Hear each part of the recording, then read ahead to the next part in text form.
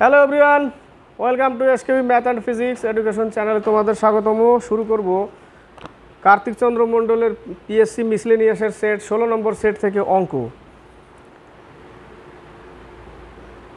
তো শুরু করছি 76 থেকে 77 দুটো অঙ্ক দেখো একসাথে।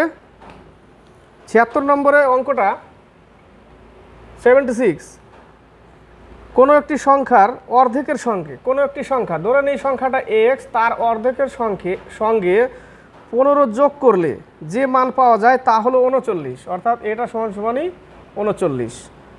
মূল সংখ্যাটির অঙ্কগুলির যোগফল কত? এবার আমাকে মূল সংখ্যাটা আগে বের করতে হবে এক্সের মান। তাহলে x/2 ইকুয়াল টু ওই পাশে গেলে কত থাকবে 24, তাহলে x ইকুয়াল টু 48, তাই না? x ইকুয়াল টু 48 বিয়োগ করলে কত থাকছে 24 থাকছে। তাহলে x এর মান কত বেরোলো 48, তাহলে মূল সংখ্যা 48, সেই মূল সংখ্যার অঙ্কগুলির যোগফল কত? তাহলে 48কে 4 আর 8 যোগফল করলে কত 12, তাহলে 12 অ্যান্সার। এবার 77, যদি √1369 সমান 37 হয়, তাহলে √13.69 সমান হবে 3.7, ঠিক আছে? 3.7, তারপরে আসবে 0.1369, √0.1369 আসবে 0.37, ঠিক আছে? এক ঘর পর দশমিক চলে গেল 0.37। এটাকে দুইবার গুণ করলে 4 ঘর আগে দশমিক, সেই সেম জিনিস হলো 4 ঘর আগে দশমিক। আর এটাকে গুণ করলে 2 ঘর পরে 4 ঘর আগে বলছি 2 ঘর পরে দশমিক, এই জায়গাটা আর এই জায়গাটা 4 ঘর পরে দশমিক, দুটো গুণ করলে বোঝা গেল। তারপরে আবার এসছে √0.001369, তাহলে এখানে √ যেহেতু, তাহলে 3 ঘর করতে হবে, 3 ঘর পরে দশমিক, 2 বার গুণ করলে 6 ঘর পরে হয়ে যাচ্ছে, তাহলে এই জায়গাটা হবে 0.037। এটাকে গুণ করলে 6 ঘর পর দশমিক হচ্ছে, এখানে দেখো 6 ঘর পর দশমিক আছে, তাহলে এগুলোকে আমি কি করব, এগুলোকে যোগ করতে হবে। কিভাবে যোগ করতে হবে? এক হচ্ছে 3.7, তারপর একটা 0.37, তারপর একটা 0.037, 7, 10, 11, 1 হাতে 1, এই হচ্ছে 4.107, 4.107 হচ্ছে উত্তর। এবার হচ্ছে 78 আর 79। 78 √ তার মধ্যে √ সেটার মধ্যে হচ্ছে 2500, টোটালটা রুটের মধ্যে থাকবে প্লাস √961, √961 ইকুয়াল টু, এই জায়গাটা আমি কি ধরবো, এক্স ধরে নিই, তার স্কোয়ার করি। তাহলে এই রুটটাকে যদি আমি উঠাই, ওই পাশে গিয়ে কি হবে, এটারও স্কোয়ার হবে, স্কোয়ার হলো, তাহলে এটা হচ্ছে 50 আর এটা হচ্ছে 31, ঠিক আছে? এটা হচ্ছে 50, এটা 31, তাহলে হয়ে গেল 81 ইকুয়াল টু x⁴। তাহলে এটা হচ্ছে 3 পাওয়ার 4 ইকুয়াল টু x⁴, পাওয়ার চলে গেল, এক্স এর মান আসলো 3, এক্স এর মান কি আসলো 3 আসলো। ক্লিয়ার? 3 উত্তর। এবার হচ্ছে 79,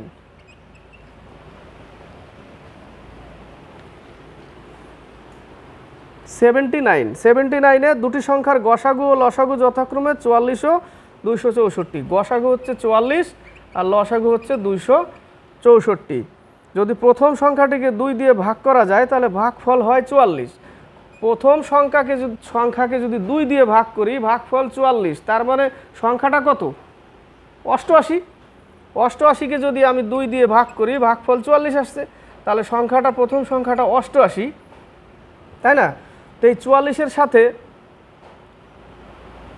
প্রথম সংখ্যাটা তাহলে 88, 2 দিয়ে ভাগ করলাম, তাহলে 44-এর সাথে যদি আমি 6 গুণ করি, এটা একটু বুঝতে হবে, ঠিক আছে? 6 গুণ করি, তাহলে আমার এই মানটা পাচ্ছি, তাই না? তাহলে এই 6টা কতর গুণফল, 2 × 3, 2 × 3-এর গুণফল। তার মানে এই 2-এর সাথে যে আমি গুণ করলাম 44, মান পাচ্ছি প্রথমটা 88, তাহলে এই 3-এর সাথে 44 গুণ করতে হবে, কারণ এটা হচ্ছে গসাগু, তাই না? গসাগুর সঙ্গে এই এই অনুপাতগুলো কি করলাম, গুণ করে দিলাম। 2 আর 3, 44 দুগুণে 88 প্রথম সংখ্যা, এবং 44-এর সাথে 3 গুণ করলে 132।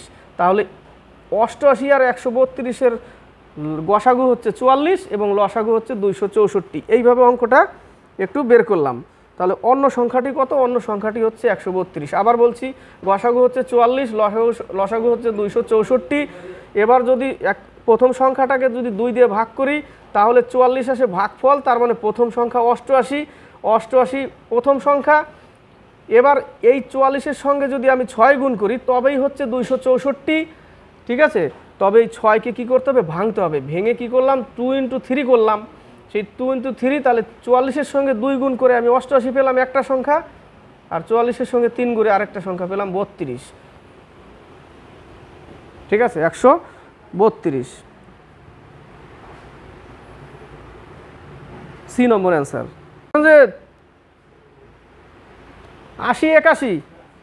80 নম্বর। 3টি সংখ্যা এ বি সি এর গড় হলো 45। 3টি সংখ্যা এ বি সি এদের গড় হচ্ছে 45। তাহলে 3টি সংখ্যার মোট কত?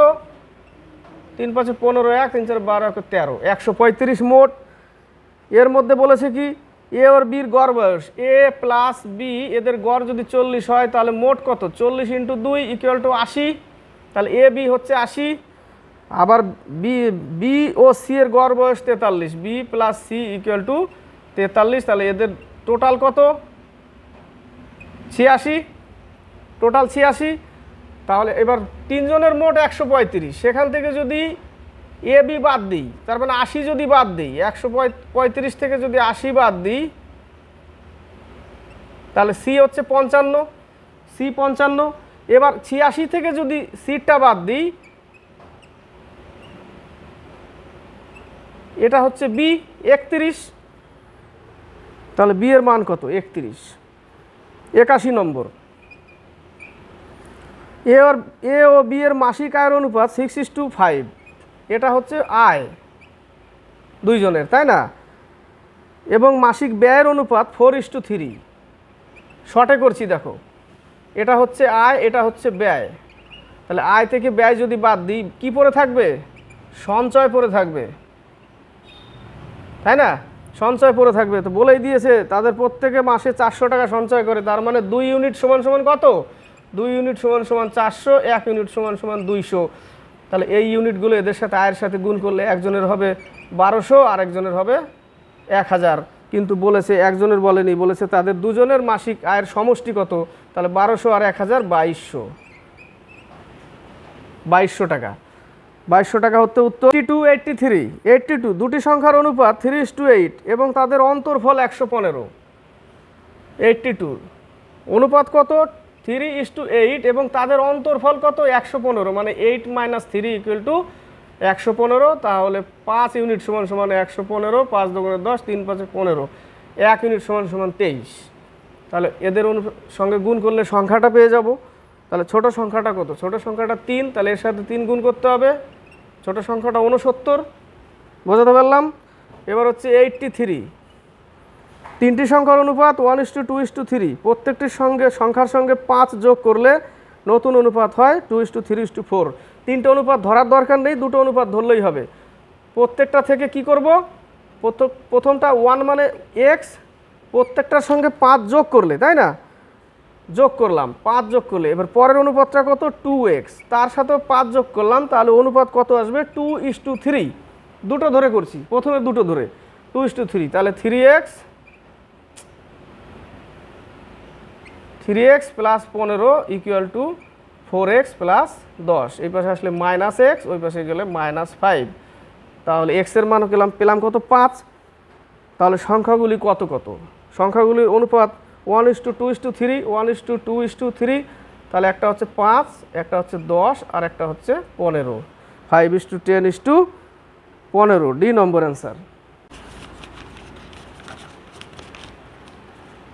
এবার হচ্ছে 84 আর 85। 84 অঙ্কটা একটু ধ্যান দেবে, খুব ভালো অঙ্ক। একটি মিশ্রণের মধ্যে ওয়াইন ও জলের অনুপাত 3:2। মানে ওয়াইনকে আমি কি লিখব, জল দুটোই তো ডব্লু, তাই না? ওয়াইনটাকে মদ লিখে দিলাম, আর হচ্ছে ওয়াইনটাকে জলটাকে ওয়াটার লিখলাম। অনুপাত কত? 3:2। এবং অন্য একটি মিশ্রণে এদের অনুপাত 4:5। অন্য একটি মিশ্রণে 4:5। 3 লিটার প্রথম মিশ্রণটির সঙ্গে কত লিটার দ্বিতীয় মিশ্রণ মেশালে নতুন মিশ্রণে ওয়াইন ও জলের পরিমাণ সমান হবে, তাই না? ট্রিক্সে করছি। সমান হবে বলতে আরেকটা বলেছে 3:, এটা ধরে নিলাম এক্স। 3 লিটার প্রথম মিশ্রণটির সঙ্গে, এটা প্রথম মিশ্রণ আবার বলেছে, দ্বিতীয় মিশ্রণ কত মেশালে, এই যে দ্বিতীয় মিশ্রণ এক্স ধরেছি এই জায়গাটা, তাহলে এদের যোগফল কত? 5, এদের যোগফল কত? 9। তাহলে আমাকে ইকুয়াল করতে হবে এই জায়গাটা। ইকুয়াল করতে গেলে এর সঙ্গে 9 গুণ করলে 5 নং 45, এর সাথে 5 গুণ করলে 5 নং 45। ঠিক আছে, বোঝা গেল? এবার প্রথমটা, এটা হলো প্রথম 3 9, এটার সাথে গুণ করো, 3 9 27, 27 পেলাম। আর এটার সাথে এটা গুণ করো 5x, তার মানে 5x ইকুয়াল টু, এটাকে আমাকে সমান করতে হবে, সমান করতে হবে, তাই না? সমান করতে গেলে এবার কত বসাবো এই জায়গাটা? তাহলে এটা দিয়ে এটাকে ভাগ করলেই পেয়ে যাচ্ছি আমি, তত গুণ করলেই হয়ে যাবে, তাই না? 27 হচ্ছে 5 5 25, মানে 5 পূর্ণ 2 এর 5। 5 পূর্ণ 2 এর 5 যদি আমি এই জায়গাটা রাখি, এই জায়গাটা 5 পূর্ণ 2 এর 5 x সমান, তাহলে 27:27 আসবে। দেখো 5 পূর্ণ 2 এর 5 মানে 27/5, 5 5 কেটে গেল, 27:27 সমান বলেছে, 1:1 আসলো। মিশ্রণে ওয়াইন ও জলের পরিমাণ সমান হবে। তাহলে এ নম্বর অ্যান্সারটা 84 এ। 85, একজন ছাত্র একটি পরীক্ষায় 20 নম্বর পেয়ে 30 নম্বরের জন্য ফেল করে, 20% পেয়ে 30 নম্বরের জন্য ফেল করে, কিন্তু অন্য একজন ছাত্র 32 নম্বর পায় এবং সে পাস মার্কের চেয়ে 42 নম্বর বেশি পায়। পরীক্ষাটিতে পাশের শতকরা নম্বর কত? মোট নম্বর আগে বের করতে হবে। মোট নম্বর 100 যে দুটো পার্সেন্টেজ আছে না, ওই দুটোর বিয়োগফল করবে। কত আছে? 32 আর হচ্ছে 20, তাই না? ওই দুটোর বিয়োগফল করলে 12, আর যে নম্বর বেশি পায় আর কম পায় সেই দুটো যোগ করো, 30 আর হচ্ছে 42 যোগ করলে হচ্ছে 72, তাই না? 30 আর হচ্ছে 42 যোগ করলে 72, 6 12 72। এটা হচ্ছে মোট নম্বর। এইভাবে মোট নম্বর আনা যায়। ঠিক আছে, মোট নম্বর পার্সেন্টেজের বিয়োগ করলাম, আর পাস ফেলে যে বেশি কম পায় সেটা যোগ করলাম, সেটা যোগ করে গুণ করলাম, আর বিয়োগফলটা, পার্সেন্টেজের বিয়োগফলটা নিচে বসালাম, উপরে 100, এটা কমন সব সময় থাকবে। ঠিক আছে, তাহলে মোট নম্বর কত? 600। এবার 600-র মধ্যে 20% পাবে, প্লাস 30 নম্বরের জন্য কি করে? ফেল করে। তাহলে 30 নম্বর যোগ করতে হবে, পাস করতে গেলে কত লাগবে সেটা বেরোবে। তাহলে পাস করতে গেলে কত লাগবে? 150 নম্বর লাগবে। 600-র মধ্যে 150 নম্বর লাগবে, কিন্তু বলেছে কত পার্সেন্ট। তাহলে 600-র মধ্যে 150, 100-এ কত? 25% লাগবে। 25% পাস করতে লাগবে। ডি নম্বর। এবার হচ্ছে 86 থেকে 87, 86 নম্বর। 86, একটি পরীক্ষায় 34% ছাত্র অঙ্কে ফেল করে এবং 42% ছাত্র ইংরেজিতে ফেল করে। যদি 20% ছাত্র উভয় বিষয় ফেল করে, তাহলে শতকরা কত ছাত্র উভয় বিষয় পাস করে? ধরে নিই মোট আমার ছিল 100% ছাত্রছাত্রী মিলে। ঠিক আছে, 100%। এই টাইপের অঙ্কটা হলো জিআই টাইপের করতে হবে। কিভাবে করতে হবে? এইভাবে গোল চিহ্ন দিয়ে, এই যে শেষে বলেছে দেখো 20% ছাত্র উভয় বিষয়ই পাস করে। তো উভয় বিষয় বলতে এই গোল্লার কিছু অংশ এর মধ্যে আছে, এই গোল্লার কিছু অংশ এর মধ্যে আছে, তাহলে উভয় বিষয়টা এই 20% মিডিলে লিখলাম। ঠিক আছে, উভয় বিষয় 20%, আর 34% অঙ্কে এই 34, এটা হচ্ছে ম্যাথ, আর 42% ছাত্র ইংরেজি, এটা হচ্ছে 42% ইংলিশ। এবার কি করব? এবার এটা থেকে এটা বিয়োগ করলে কত পাচ্ছি? 14, তার সাথে 20 যোগ, এটা বিয়োগ করলে কত পাচ্ছি? 22। কি করলাম? 34 - 20 = 14, আর 42 - 20 = 22, সাথে এটা যোগ, কারণ উভয় ছাত্র উভয় বিষয় ফেল করে, ওটা যোগ করতে হবে। যোগ করে কত পাচ্ছি সেটা 100 থেকে বিয়োগ করতে হবে। তাহলে 6 আর 56, তাহলে 100 থেকে 56 বিয়োগ করলে 44%, বা কতজন শতকরা কত ছাত্র উভয় বিষয় পাস করে? 44%। বোঝাতে পারলাম যে উভয় বিষয় যেটা, সেটা মিডিলে রাখতে হবে, এটা থেকে এটা বিয়োগ করে যেটা হবে সেটা নিলাম 14, এটা থেকে এটা বিয়োগ করে পেলাম কত 22 প্লাস এই 20টা বসিয়ে যোগ করে যেটা পাবো সেটা 100 থেকে বিয়োগ করতে হবে। 100 থেকে বিয়োগ করলে যেটা থাকবে সেটা হচ্ছে উভয় বিষয়ে পাস করে। ক্লিয়ার? এটা এইভাবে করতে হয়, সুবিধা হয় এইভাবে। 87-এ এ বি এবং সি বেতনের অনুপাত, A:B:C বেতনের অনুপাত হচ্ছে 2:3:5। বি ও সি এর বেতনের সমষ্টি 8000, বি আর সি, তার মানে এই যে 3:5 তাই না, প্লাস 5 মানে 8 ইউনিট। 8 ইউনিট সমান সমান হচ্ছে 8000, 1 ইউনিট সমান সমান হচ্ছে 1000। ঠিক আছে, 1000। তাহলে তার কার কোনটা? তাহলে এর হচ্ছে 2000, বির হচ্ছে 3000, সির হচ্ছে 5000। মূল টাকা পেয়ে গেলাম। শেষে কি বলেছে? সি এর বেতন এর বেতনের তুলনায় শতকরা কত বেশি? কত বেশি আছে? 300 বেশি আছে, সরি 3000 বেশি আছে। তাহলে 2000-এ 3000, 2000-এ 3000, 2000-এর উপরে 3000 বেশি কে? বি ইন্টু 100, সরি বি বলছি, এ আর সির কথা বলছে না। তাহলে 2000 এ হলে 3000 বেশি সি, 100-এ কত? কেটে দাও, 50 দোকানে 100, 150%। 150% উত্তর 87-র এ নম্বর। 88 জল জমে বরফে পরিণত হলে আয়তন 10% বৃদ্ধি পায়। যদি বরফ গলে আবার জলে পরিণত হয় তাহলে আয়তন শতকরা কত হ্রাস পাবে? চিনির মূল্য 10% বেড়ে যাওয়া তো পূর্বের মূল্যে ফিরিয়ে আনতে তাকে কত শতাংশ কমাতে বাড়াতে, তাই ওই টাইপ সেম ম্যাথ। কি করব? 10% বাড়ানোর কথা বলেছে, বৃদ্ধি, তাই না? তাহলে অ্যাকচুয়ালি এটার নিয়ম হচ্ছে যদি বৃদ্ধি বলে তাহলে R/100 প্লাস R ইন্টু 100, আর যদি হ্রাস বলে তাহলে R/100 মাইনাস R ইন্টু 100। বৃদ্ধি বলেছে যেহেতু তাহলে এই ফর্মুলায় যাবে। তাহলে 10% যোগ করলে 110 ইন্টু 100, কেটে দাও, তাহলে 11 দিয়ে 100-কে ভাগ, 9-11 99, তাহলে 9.1-এর 11% বৃদ্ধি। ডি নম্বর অ্যান্সার। 89 একটি পরীক্ষায় পাশ করতে গেলে ন্যূনতম 36% নম্বর লাগবে। তাহলে পাস মার্ক এটা এত পার্সেন্ট। এক ছাত্র 190 নম্বর পাওয়ায় দেখা গেল সে পাস মার্কের থেকে 35 নম্বর কম পেয়েছে। তাহলে 190 নম্বর পাস পেয়েছে কিন্তু 35 নম্বর কম পেয়েছে। তাহলে যোগ করলে কত হবে? 5, 225। অ্যাকচুয়ালি তাকে পাস করতে লাগবে 225 নম্বর, যেটা 36%-এর বরাবর। তাহলে 36% ইকুয়াল টু 225, তাহলে 36 ইন্টু 100 টোটাল নম্বর বেরিয়ে যাবে আমার এখান থেকে, তাই না? টোটাল নম্বর বেরিয়ে যাবে। তাহলে 4×25 100, 4 নং 36, 9 দুগুণে 18, 5 নং 45, 25 25 625। টোটাল নম্বর কত? 625। বি নম্বর অ্যান্সার। 90 থেকে 92। 90 নম্বর, কত টাকা বার্ষিক নির্দিষ্ট সরল সুদের হারে 5 বছরে 520 টাকা এবং 7 বছরে 568 টাকা হয়? কত টাকা সেটা জানা নেই।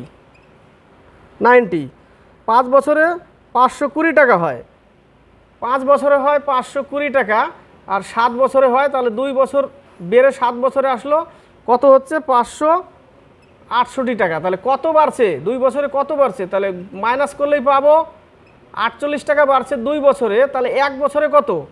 24 টাকা। 2 বছরে 48 টাকা বাড়ছে, 1 বছরে 24 টাকা, কিন্তু এটা বেড়ে 5 বছর পরে হয়েছে এত। তাহলে এর সাথে যদি 5 গুণ করি,